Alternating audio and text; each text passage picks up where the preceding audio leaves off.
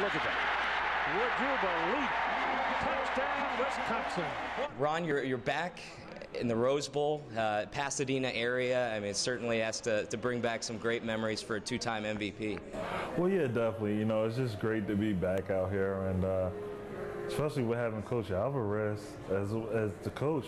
You know, it just makes it so much more exciting. What were your thoughts initially when you first heard the news about Barry being back? Well, I was kind of shocked, but I knew Coach wanted to coach anyway. He hadn't got to coach in like 6 or 7 years, so you got to think he was ready. He was itching. You know, it's just great to see him being able to get back out and give it a shot. You know, why not?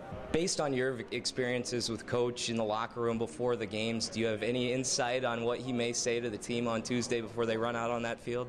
I don't know. I don't think he probably say much. Let's go out and have some fun.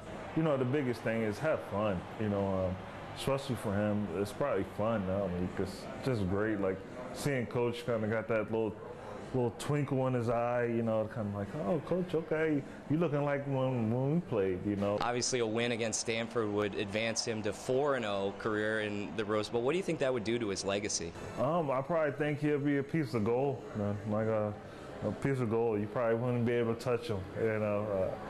But it'd be great, you know. I'm just happy for him to even just want to come out and do it. As a former running back, I have to ask you about Montee Ball.